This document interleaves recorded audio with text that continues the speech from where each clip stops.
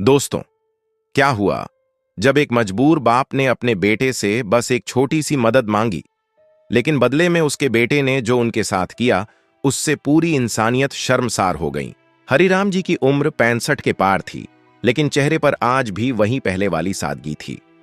आज वो दरवाजे पर बैठकर अखबार के पन्ने पलटने की कोशिश कर रहे थे, लेकिन आज उनकी आंखें धुंधली होती जा रही थीं। सिर में हल्का दर्द था और सीने में कुछ दबाव सा महसूस हो रहा था। पिछले 2 दिन से शरीर भारी लग रहा था, लेकिन उन्होंने किसी को कुछ नहीं बताया। उनका बेटा राहुल, जो अब एक प्राइवेट कंपनी में अच्छी नौकरी करता था, पास के ही इलाके में अपनी बीवी के साथ रहता था। एक वक्त था जब वही बेटा हरिराम जी की उंगली पकड़कर स्कूल जाया करता था।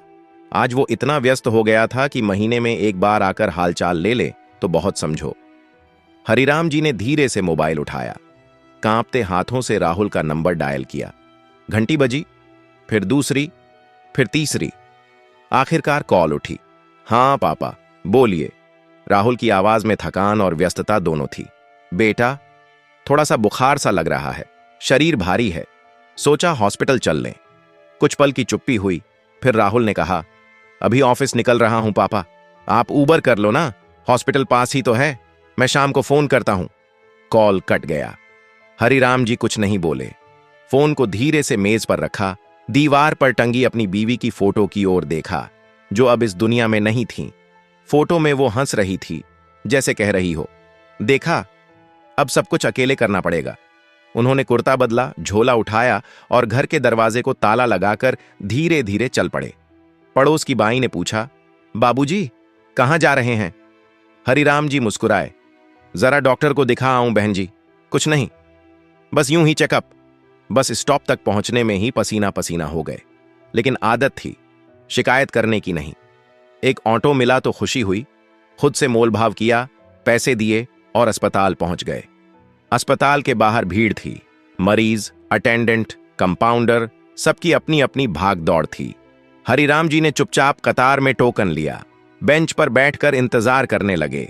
हर कुछ मिनटों में उनका हाथ जेब की ओर जाता, मोबाइल निकालते, स्क्रीन देखते। कोई कॉल आया क्या? नहीं। उन्होंने मोबाइल बंद किया और बगल वाले बुजुर्ग की तरफ देखा। वो अपने बेटे के साथ आए थे। बेटा पानी पिला रहा था, रिपोर्ट्स ले रहा था, हर काम कर रहा था।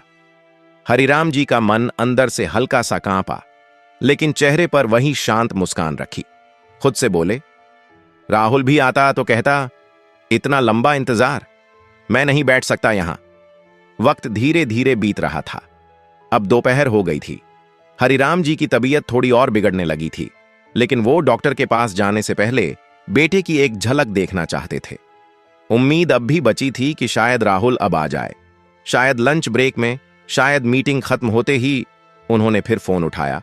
इस बार कॉल नहीं किया, बस स्क्रीन पर राहुल का नाम देखा, फिर से रख दिया। पास बैठा एक लड़का बोला, बाबा, कोई आने वाला है आपको लेने? हरिराम जी मुस्कुराए, हां बेटा, मेरा राहुल आएगा, बड़ा बिजी रहता है, लेकिन आएगा। लड़का भी मुस्कुरा दिया, कुछ नहीं बोला। उधर दूसरी तरफ राहुल एक कैफे में बैठा था। उसके सामने उसकी बीवी रिया बैठी थी। उनके बीच कॉफी, पेस्ट्री और मोबाइल का कैमरा।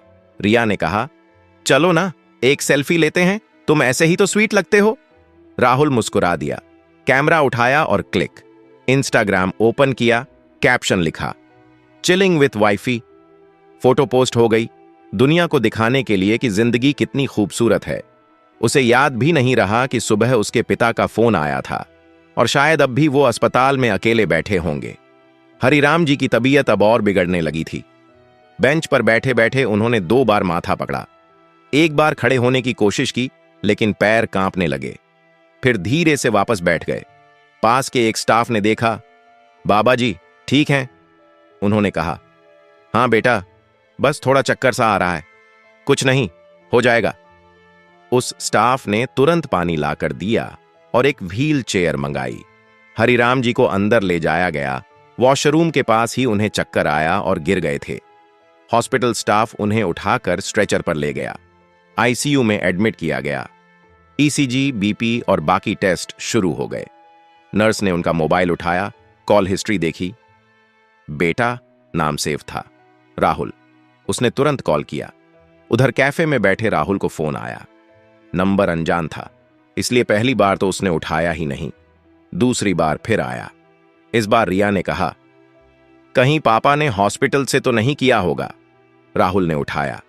क्या आप हरिराम जी के बेटे हैं? जी। क्या हुआ? सर, आपकी पिताजी अभी अभी आईसीयू में शिफ्ट हुए हैं।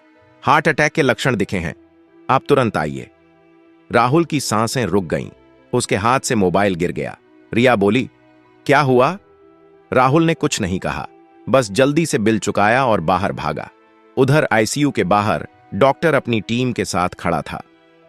इनकी हालत ठीक नहीं है। काश थोड़ी देर पहले लाया गया होता। हरिराम जी की आंखें बंद थीं, लेकिन दिल अब भी बेटे का इंतजार कर रहा था। उनकी जेब में रखा मोबाइल अब भी खुला था। स्क्रीन पर वही अधूरी चैट दिख रही थी।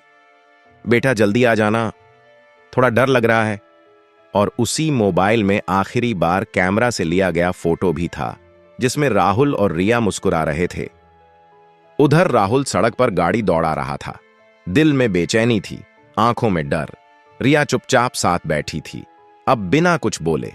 उसके मन में भी अपराध बोध था। उसे याद आने लगा सुबह जब पापा ने फोन किया था और वो बोल पड़ी थी, पापा का फोन आया है। और राहुल ने हंसते हुए जवाब दिया था, अरे छोड़ो ना यार, उन्हें तो कुछ ना कुछ लगा ही रहता है। वो हर शब्द अब सीने में नश्तर बनकर चुभ रहा था। हॉस्पिटल पहुंचते ही राहुल सीधे रिसेप्शन की ओर दौड़ा। हरिराम वर्मा, आईसीयू। कहां हैं? नर्स ने उसे 6वीं मंजिल का रास्ता बताया। राहुल लिफ्ट का इंतजार भी नहीं करता, सीढ़ियां चढ़ता है, पसीने में भीगा हुआ, एक घबराया हुआ बेटा। उसके हाथ में मोबाइल है और बार बार व्हाट्सएप खोलकर वही चैट पढ़ता है, बेटा जल्दी आ जाना, थोड़ा डर लग रहा है। उसे ये लाइन अब एक चिल्लाहट की तरह सुनाई दे रही थी, जैसे हर दीवार उस आवाज को दोहरा रही हो। उधर आईसीयू में हरिराम जी की हालत और बिगड़ रही थी। ब्लड प्रेशर गिर रहा था, ऑक्सीजन का स्तर घट रहा था, लेकिन उन्होंने अभी भी अपनी आंखें पूरी बंद नहीं की थीं। किसी के आने का इंतजार जैसे अब भी बाकी था। डॉक्टरों ने सीपीआर देना शुरू कर दिया। एक नर्स ने उनका हाथ पकड़ा, वो हाथ जो अब भी किसी की आहट को महसूस करने की कोशिश कर रहा था। राहुल दरवाजे तक पहुंचता है, लेकिन उसे अंदर जाने नहीं दिया जाता। डॉक्टर बोले, थोड़ा समय दीजिए, हम कोशिश कर रहे हैं। राहुल कांच के बाहर से देखता है। मशीनों की आवाजें, डॉक्टरों की भाग दौड़ और स्ट्रेचर पर लेटा उसका पिता, वही इंसान जिसने उसके लिए अपनी पूरी जिंदगी नौछावर कर दी थी। रिया भी पीछे पीछे आ जाती है। राहुल वहीं जमीन पर बैठ जाता है, दीवार से सिर टिकाकर। आंखों से आंसू निकल रहे हैं, लेकिन वो अपने आप को समझ नहीं पा रहा। सब कुछ जैसे एक साथ सामने आ खड़ा हुआ हो। हर छोटी बात जिसमें पापा उसे फोन करते थे, हर कॉल जिसे उसने टाल दिया, हर बार जब उसने कहा, पापा मैं बाद में बात करता हूं। अंदर डॉक्टर की आवाज आती है, नो पल्स, स्टार्ट अगेन, 1 2 3। फिर मशीन की बीप रुक जाती है। एक स्थिर रेखा स्क्रीन पर दिखाई देती है। डॉक्टर चुप हो जाते हैं। सबने अपने अपने दस्ताने उतारे। एक गहरी सांस लेकर सीनियर डॉक्टर बाहर आता है। राहुल की आंखों में देखकर कुछ नहीं कहता, बस सिर झुका देता है।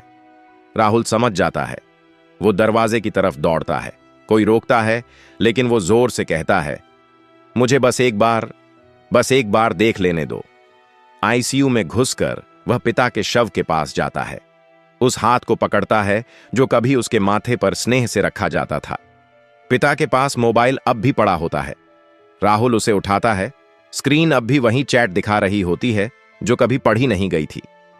बेटा जल्दी आ जाना, थोड़ा डर लग रहा है। राहुल वहीं बैठकर रोने लगता है, दबी हुई, फूट फूट कर नहीं, बस चुपचाप, गले में फंसी सिसकियों के साथ, जैसे शर्म भी आ रही हो और अफसोस भी। बीवी उसके कंधे पर हाथ रखती है, लेकिन वो उसे भी हटाता है। अब किसी भी शब्द का कोई मतलब नहीं था। वो जानता था अब कुछ नहीं बदला जा सकता। डॉक्टर फॉर्मेलिटीज समझाने आता है, death time, certificate, body collection, लेकिन राहुल कुछ सुन ही नहीं रहा। फिर उसे अचानक ध्यान आता है, पापा की जेब में वो पुराना रुमाल रखा होगा जिसमें वो मां की फोटो रखते थे।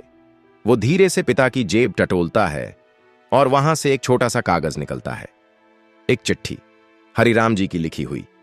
कांपते हाथों से राहुल उसे खोलता है। राहुल बेटा, आजकल तुम बहुत बिजी रहते हो, इसलिए सोचा एक चिट्ठी लिख दूं। बुढ़ापा क्या होता है ये शायद बताने की चीज नहीं, महसूस करने की चीज है। तेरा फोन आ जाता है तो लगता है जैसे अभी भी इस दुनिया में मेरी कोई जगह है। मुझे कोई शिकायत नहीं बेटा, बस एक डर रहता है कि जब जरूरत पड़े तो तू दूर ना हो। मुझे तुझसे कभी दौलत नहीं चाहिए थी, बस थोड़ा वक्त चाहिए था। राहुल की उंगलियां कांपने लगती हैं। वो धीरे से पिता की देह के पास झुकता है, माथा छूता है और फुसफुसाता है, मैं बहुत देर कर गया पापा, बहुत देर।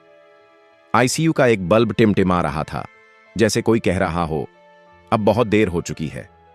बाहर रात हो चुकी थी, लेकिन राहुल के जीवन में एक नया अंधेरा उतर आया था।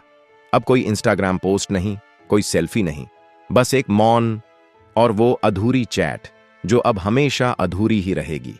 शवगृह की ठंडी सफेदी में हरिराम जी का शरीर निःशब्द लेटा हुआ था। फूलों से ढंका चेहरा जिसे कल तक किसी ने देखा तक नहीं था, आज हर कोई उसे एकटक देख रहा था। राहुल पास बैठा था, बिल्कुल शांत, न रो रहा था न बोल रहा था। उसकी आंखों में आंसू थे, लेकिन अब वो भी थक चुके थे। चुप्पी उसकी सबसे बड़ी सजा बन चुकी थी। रिया भी बगल में बैठी थी, लेकिन राहुल ने उससे एक शब्द तक नहीं कहा था पिछले कई घंटों से। शव यात्रा की तैयारियां हो रही थीं। रिश्तेदार धीरे धीरे पहुंचने लगे थे। सबके चेहरों पर दुख था, पर कहीं ना कहीं सवाल भी। कोई धीरे से कह रहा था बुजुर्ग थे, शायद समय आ गया था। तो कोई कहता लेकिन अस्पताल कौन लेकर गया, बेटा तो साथ नहीं था ना। हर शब्द राहुल के कानों तक पहुंच रहा था, जैसे कोई अंदर घुसेड़ता हुआ तीर हो। उसे वो हर पल याद आ रहा था जब पापा ने उसे बुलाया था, लेकिन उसने कहा अभी मीटिंग है, अभी ट्रैफिक में हूं, अभी वक्त नहीं है पापा। और आज वक्त था, लेकिन पापा नहीं थे। शव को घर लाया गया, वही घर जहां हरिराम जी ने जिंदगी गुजारी थी।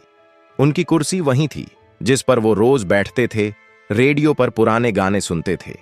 दीवार पर उनकी पत्नी की पुरानी तस्वीर टंगी थी, जिसके आगे वो अक्सर दिया जलाया करते थे। राहुल उस तस्वीर के सामने जा खड़ा हुआ, चुपचाप, बिना कुछ बोले। उस तस्वीर से जैसे सवाल टकरा रहे थे। कैसे बेटा निकला हमारा? उसने सिर झुका लिया। गांव से कुछ पुराने दोस्त भी आए थे। रामकिशन चाचा ने जब शव देखा तो आंखें नम कर लीं। अरे हरिराम, तू तो सबसे सीधा था, कभी किसी का बुरा नहीं किया, तू ऐसे चुपचाप चला जाएगा सोचा नहीं था। फिर उन्होंने राहुल की ओर देखा और सिर्फ एक बात कही, बेटा, किसी का वक्त चला जाए वो तो चलता है, पर अगर वो वक्त अकेला जाए तो वो सबसे बड़ी बेइज्जती होती है उस इंसान की। राहुल ने कुछ नहीं कहा। शव यात्रा शुरू हुई। मोहल्ले के लोग साथ चल रहे थे। राहुल पिता का सिर थामे हुए आगे आगे चल रहा था। हर कदम भारी हो रहा था।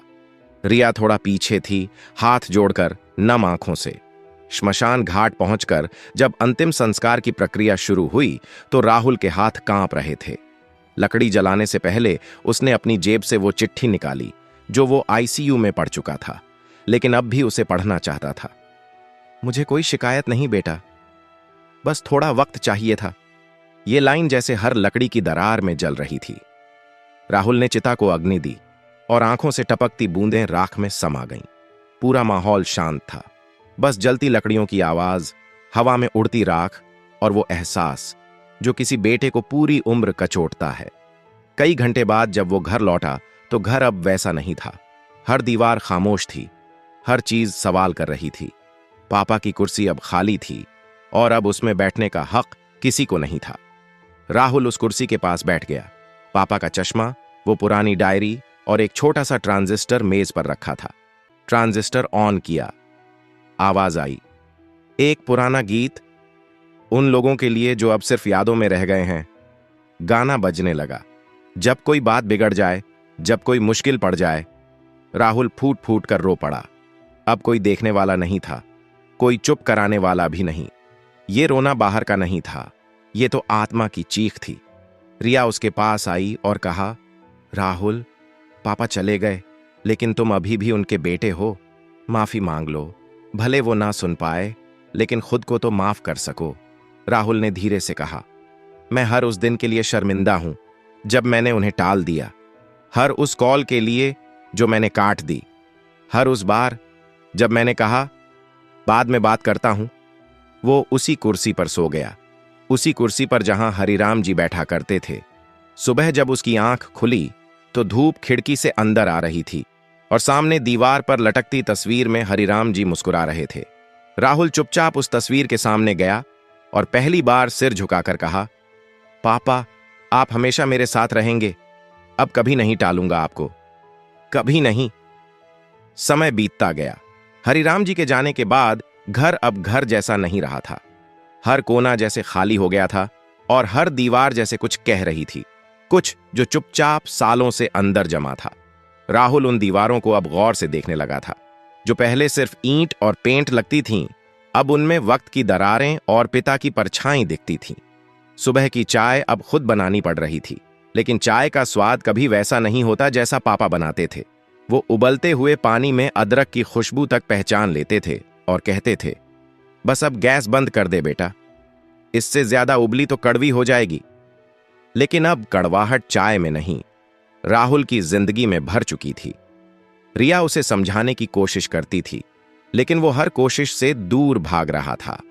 अब वो ऑफिस भी नहीं जा रहा था, न ही किसी दोस्त से मिल रहा था। पूरा दिन बस घर में घूमते हुए एक कमरे से दूसरे कमरे तक, जैसे किसी चीज को ढूंढ रहा हो जो शायद अब कभी नहीं मिलेगी। एक दिन उसने पापा की पुरानी अलमारी खोली। अंदर कुछ पुराने कपड़े थे, उनके स्टील के खाने का डिब्बा और एक छोटी सी लकड़ी की पेटी। पेटी में पापा की डायरी थी। राहुल ने वो डायरी खोली और पहला पन्ना ही पढ़ते ही उसकी सांसें थम गईं। आज राहुल ने पहली सैलरी भेजी। दिल बहुत खुश है। मैंने कुछ नहीं कहा उसे, लेकिन उसकी मां होती तो कितना खुश होती। वो हमेशा कहती थी कि हमारा बेटा हमसे दूर नहीं जाएगा। मैं भी यही मानता हूं। दूसरे पन्ने पर लिखा था, आज राहुल ने फोन नहीं उठाया। तीसरी बार ऐसा हुआ है। शायद बहुत व्यस्त होगा, लेकिन अंदर से कुछ टूटता है हर बार। फिर भी खुद को समझा लेता हूं, बेटा है मेरा, कभी गलत नहीं सोच सकता। राहुल का दिल बैठ गया। हर पेज पर एक दर्द था जो हरिराम जी ने कभी दिखाया नहीं था, सिर्फ लिख लिया था। डायरी में आखिरी पन्ने पर लिखा था, अगर कभी मैं चला जाऊं और राहुल मेरी बातें पढ़े तो उससे सिर्फ एक ही बात कहनी है, बेटा, कभी किसी को इतना इंतजार मत कराना कि वो अकेले ही चले जाए। वक्त बहुत छोटा होता है और बुजुर्गों की हिम्मत उससे भी छोटी। राहुल ने वो डायरी सीने से लगा ली। अब किसी और से माफी मांगने का हक नहीं था, सिर्फ खुद से। उसी रात राहुल ने एक वीडियो कॉल किया अपनी कंपनी के एचआर को और कहा, मैं वापस आना चाहता हूं, लेकिन इस बार सिर्फ जॉब करने नहीं, कुछ बदलने। अगले दिन उसने सोशल मीडिया पर एक पोस्ट डाली जिसमें कोई सेल्फी नहीं थी, कोई फैंसी कैप्शन नहीं, सिर्फ एक तस्वीर, उसके पापा की खाली कुर्सी। नीचे लिखा था, इस कुर्सी पर बैठने वाला अब नहीं रहा, लेकिन जो छोड़ गया वो सबक है। किसी को वक्त पर वक्त देना सबसे बड़ी पूजा है। अगर आपके माता पिता जिंदा हैं तो उन्हें सिर्फ दवाएं नहीं, अपनी बातें दीजिए, क्योंकि जब वो चले जाते हैं तब बातें भी जवाब नहीं देती। उस पोस्ट पर हजारों लाइक आए, सैकड़ों कमेंट्स, लेकिन राहुल को अब किसी वायरल होने की खुशी नहीं थी। उसे सिर्फ ये लगता था कि शायद किसी एक ने भी वो पोस्ट पढ़कर अपने पापा को फोन कर लिया हो, तो उसके लिए ये ही सबसे बड़ी बात है। एक शाम वो पापा के कमरे में बैठा था, रेडियो ऑन किया। वही गाने बजने लगे जिन्हें सुनकर पापा मुस्कुराते थे। राहुल ने कुर्सी खींचकर पास रखी और खुद जमीन पर बैठ गया। उसने पापा की चप्पलें देखीं, पुरानी, घिसी हुई, लेकिन हर रास्ते की गवाही देती हुई। रिया उसके पास आई और बोली, राहुल, चलो बाहर चलते हैं, कुछ बदलोगे तभी बदल पाओगे। राहुल ने कहा, रिया, मैं कुछ करना चाहता हूं, ऐसा जो सिर्फ मेरे पापा के लिए नहीं, हर पापा के लिए हो जो चुपचाप सब सहते रहते हैं। रिया ने पूछा, क्या? राहुल बोला, मैं एक छोटा सा फाउंडेशन शुरू करूंगा, वक्त दो नाम से, जिसमें हम लोगों को याद दिलाएंगे कि माता पिता को सिर्फ पैसा नहीं, समय चाहिए। हफ्ते में एक बार, कम से कम 1 घंटे, बिना मोबाइल, बिना टीवी, बस बात करो।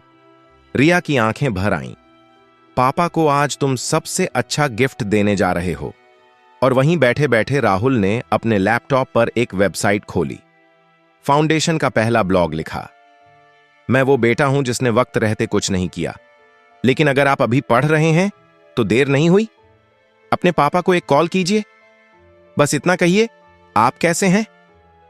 उस दिन पहली बार राहुल को थोड़ा सुकून मिला, जैसे पापा कहीं से कह रहे हों, अब सही कर रहा है बेटा, अब सही कर रहा है। कई हफ्ते बीत चुके थे। घर में अब हर चीज वैसी ही थी, लेकिन माहौल पूरी तरह बदल चुका था। हरिराम जी की वो कुर्सी अब किसी ने नहीं छुई थी। राहुल ने एक बार उस पर हाथ रखा था, लेकिन बैठा नहीं।